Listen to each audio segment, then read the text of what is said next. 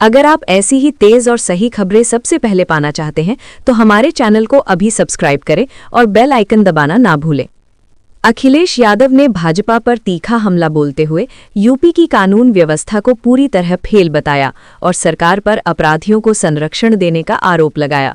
वहीं UP college में छात्र की हत्या के बाद गुस्साए छात्र धरने पर बैठ गए।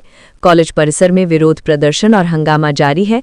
इस मुद्दे को लेकर प्रदेश की राजनीति गर्मा गई है और विपक्ष सरकार को लगातार घेर रहा है।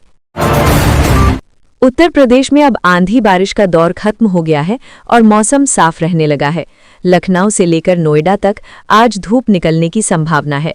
तापमान में धीरे धीरे बढ़ोतरी होगी और गर्मी का असर फिर महसूस होने लगेगा। अगले कुछ दिनों में अधिकतम तापमान 30 से 35 डिग्री तक पहुंच सकता है। मौसम विभाग के अनुसार फिलहाल बारिश के कोई आसार नहीं है और मौसम सामान्य बना रहेगा। मथुरा में फरसा वाले बाबा की मौत के बाद बड़ा बवाल हो गया। गुस्साए लोगों ने पुलिस पर पथराव किया, जिसमें कई पुलिसकर्मी और स्थानीय लोग घायल हो गए। हालात बिगड़ने पर भारी पुलिस बल तैनात किया गया। जिला प्रशासन ने बताया कि जिस ट्रक को लेकर विवाद हुआ उसमें सामान्य सामान था, कोई संदिग्ध चीज नहीं मिली। जिलाधिकारी ने शांति बनाए रखने की अपील की है और मामले की जांच जारी है। उत्तर प्रदेश राज्य सड़क परिवहन निगम ने 2584 महिला बस कंडक्टर पदों पर भर्ती की घोषणा की है। इस भर्ती की खास बात यह है कि चयनित अभ्यर्थियों को अपने ही जिले या शहर में नौकरी का मौका मिलेगा। इससे महिलाओं को रोजगार के साथ सुरक्षित कार्य वातावरण भी मिलेगा। आवेदन प्रक्रिया जल्द शुरू होगी और योग्यता 12वीं पास रखी गई है। सरकार का लक्ष्य महिलाओं की भागीदारी बढ़ाना और परिवहन सेवाओं को मजबूत करना है। पुलिस ने शराब के लिए वसूली और मारपीट करने के आरोप में हिस्ट्री शीटर पिंटू को गिरफ्तार किया है। आरोपी पर इलाके में लोगों से जबरन पैसे मांगने और विरोध करने पर मारपीट करने के कई आरोप थे। शिकायत मिलने के बाद पुलिस ने कार्रवाई करते हुए उसे दबोच लिया। आरोपी के खिलाफ पहले से भी कई मुकदमे दर्ज हैं। पुलिस अब उससे पूछताछ कर रही है और अन्य मामलों में उसकी संलिप्तता की जांच भी जारी है। ईद के मौके पर मेरठ में खूनी संघर्ष हो गया, जिसमें प्रधान के 2 भाइयों की हत्या कर दी गई। घटना के बाद इलाके में तनाव फैल गया और त्योहार की खुशियां मातम में बदल गईं। पुलिस ने मौके पर पहुंचकर हालात को काबू में किया और जांच शुरू कर दी है। शुरुआती जानकारी के अनुसार पुरानी रंजिश को लेकर विवाद हुआ था, जो हिंसक झड़प में बदल गया। इलाके में भारी पुलिस बल तैनात है। उत्तर प्रदेश में पंचायत चुनाव की तैयारियों के तहत मतदाता सूची से 2.43 लाख डुप्लीकेट वोटरों के नाम हटाए गए हैं। ये कार्रवाई BLO द्वारा किए गए वेरिफिकेशन के बाद पूरी हुई। प्रशासन के अनुसार सूची को अधिक पारदर्शी और सटीक बनाने के लिए अभियान चलाया गया था। अब नई मतदाता सूची में केवल सही और पात्र मतदाताओं के नाम शामिल होंगे, जिससे चुनाव प्रक्रिया निष्पक्ष और सुचारू रूप से संपन्न हो सकेगी। आजमगढ़ में एक इंडस्ट्रियल ट्रेनिंग इंस्टीट्यूट छात्र की एक गलती से 14 लाख रुपए ठगी में चले गए। साइबर ठगों के झांसे में आकर छात्र ने अपनी जमा पूंजी और परिवार का पैसा गंवा दिया। अब हालात ऐसे हैं कि माता-पिता को नुकसान की भरपाई के लिए जमीन बेचनी पड़ रही है। पुलिस ने मामला दर्ज कर जांच शुरू कर दी है और लोगों से ऑनलाइन ठगी से सावधान रहने की अपील की है। ऋषभ नाम के 13 वर्षीय बच्चे ने अद्भुत हिम्मत दिखाई जब उसके शरीर में करीब 2.5 फीट लंबा सरिया घुस गया। गंभीर चोट के बावजूद वो बिना रोए शांत रहा और डॉक्टरों को इलाज में सहयोग करता रहा। डॉक्टर भी उसके साहस को देखकर हैरान रह गए। सफल ऑपरेशन के बाद उसकी हालत स्थिर बताई जा रही है। ये घटना लोगों के बीच चर्चा का विषय बन गई है और हर कोई बच्चे की बहादुरी की तारीफ कर रहा है। एटा लूटकांड में 24 साल बाद अदालत ने बड़ा फैसला सुनाया। मामले में 3 दोषियों को 6-6 साल की कठोर सजा दी गई है। साथ ही उन पर अर्थदंड भी लगाया गया है। ये फैसला लंबे समय से चल रही सुनवाई के बाद आया। अदालत ने कहा कि अपराध गंभीर था और सजा जरूरी है। इस निर्णय से पीड़ित पक्ष को न्याय मिला है और कानून व्यवस्था पर भरोसा भी मजबूत हुआ है। इटावा में बंटवारे के विवाद को लेकर एक महिला की हत्या का मामला सामने आया है। आरोप है कि पति ने गमछे से गला घोंटकर पत्नी की हत्या कर दी। घटना के बाद पुलिस ने त्वरित कार्रवाई करते हुए पति समेत 3 लोगों को गिरफ्तार कर लिया। पूछताछ में पारिवारिक विवाद और संपत्ति बंटवारे को लेकर तनाव की बात सामने आई है। पुलिस मामले की जांच कर रही है और आगे की कानूनी कार्रवाई जारी है। उत्तर प्रदेश के कई जिलों में लापरवाही का मामला सामने आया है, जहां बच्चों की पढ़ाई के लिए भेजी गई धनराशि खातों में ही पड़ी रह गई।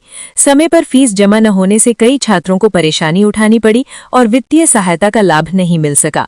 प्रशासन ने मामले का संज्ञान लेते हुए जांच के आदेश दिए हैं। संबंधित अधिकारियों की जिम्मेदारी तय की जा रही है ताकि भविष्य में ऐसी अनदेखी न हो। अलीगढ़ में ईद के मौके पर नमाज के दौरान व्यवस्थाएं बिगड़ गईं। पुलिस की सख्ती के बावजूद कई लोग सड़क पर बैठकर नमाज अदा करने लगे, जिससे यातायात प्रभावित हुआ। प्रशासन द्वारा किए गए इंतजाम नाकाफी साबित हुए और मौके पर अफरा तफरी का माहौल बन गया। बाद में पुलिस ने हालात को संभाला और लोगों से नियमों का पालन करने की अपील की। घटना के बाद प्रशासनिक तैयारियों पर सवाल उठ रहे हैं। उत्तर प्रदेश में स्वास्थ्य सेवाओं को मजबूत करने के लिए नई पहल शुरू की गई है। इसके तहत हर महीने 1.12 लाख लाभार्थियों को सीधा लाभ मिलेगा। अस्पतालों के लिए जरूरी दवाइयों, उपकरणों और अन्य स्वास्थ्य सामग्रियों की खरीद पूरी कर ली गई है। सरकार का उद्देश्य मरीजों को बेहतर और समय पर इलाज उपलब्ध कराना है।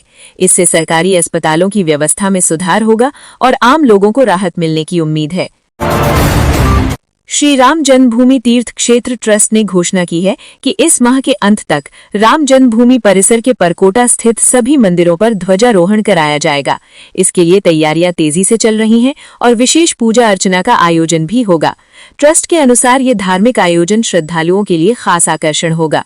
कार्यक्रम के दौरान सुरक्षा और व्यवस्था के पुख्ता इंतजाम किए जाएंगे। मुरादाबाद में ईद की खुशियों के बीच नगर निगम की कार्रवाई से विवाद खड़ा हो गया। कंपनी बाग क्षेत्र में 41 दुकानों को सील कर दिया गया, जिससे दुकानदारों में हड़कंप मच गया। प्रभावित व्यापारी रोजी रोटी पर असर की बात कह रहे हैं और कार्रवाई पर नाराजगी जता रहे हैं। नगर निगम का कहना है कि नियमों के उल्लंघन के चलते ये कदम उठाया गया है। गढ़ मुक्तेश्वर में सनसनीखेज हत्याकांड का खुलासा हुआ है।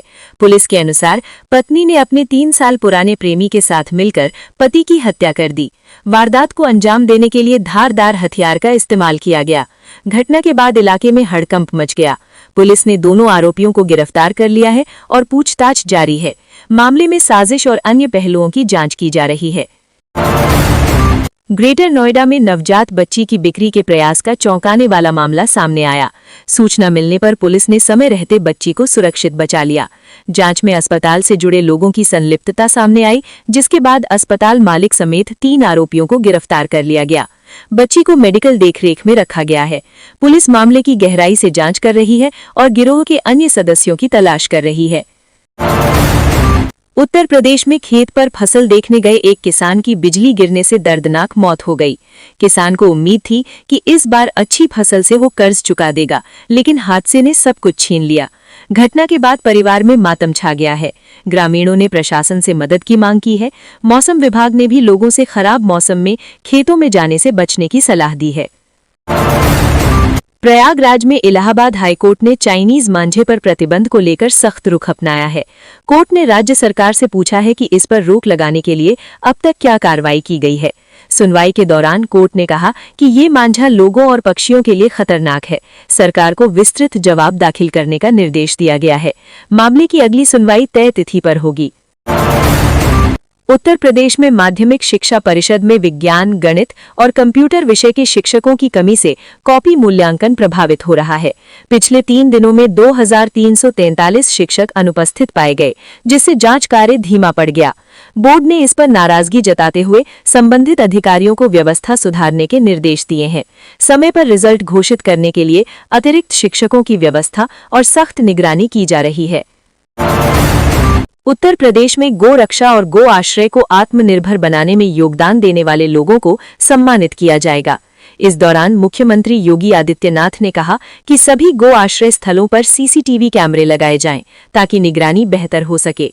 उन्होंने व्यवस्थाओं को मजबूत करने और पशुओं की सुरक्षा सुनिश्चित करने पर जोर दिया। सरकार का उद्देश्य गो सेवा को बढ़ावा देना और पारदर्शिता के साथ संचालन सुनिश्चित करना है। लखनऊ में दुष्कर्म के बाद नाबालिग की हत्या के मामले में पुलिस ने आरोपी मौसा को गिरफ्तार कर लिया है। घटना से इलाके में सनसनी फैल गई थी। पुलिस ने त्वरित कार्रवाई करते हुए आरोपी को पकड़कर जेल भेज दिया। जांच में सामने आया कि आरोपी ने वारदात को अंजाम देने के बाद सबूत छिपाने की कोशिश भी की थी। पुलिस अब मामले की विस्तृत जांच कर रही है और कड़ी कार्रवाई की बात कही है। प्रयागराज में पुलिस आयुक्त की सुरक्षा में तैनात एक कमांडो का शव फांसी पर लटका मिला, जिससे हड़कंप मच गया। बताया जा रहा है कि कमांडो ने 4 दिन पहले ही एसआई भर्ती परीक्षा दी थी। घटना की सूचना मिलते ही पुलिस मौके पर पहुंची और शव को पोस्टमार्टम के लिए भेज दिया। शुरुआती जांच में मामला संदिग्ध लग रहा है। पुलिस हर पहलू से जांच कर रही है और परिजनों से भी पूछताछ की जा रही है। रामपुर में मौसम में बदलाव के साथ टाइफॉइड के मरीजों की संख्या बढ़ने लगी है। अस्पतालों में बुखार, कमजोरी और पेट से जुड़ी शिकायतों वाले मरीज पहुंच रहे हैं। डॉक्टरों ने लोगों को साफ पानी पीने, बाहर का खाना खाने से बचने और स्वच्छता का ध्यान रखने की सलाह दी है। स्वास्थ्य विभाग ने भी अलर्ट जारी कर निगरानी बढ़ा दी है ताकि बीमारी को फैलने से रोका जा सके।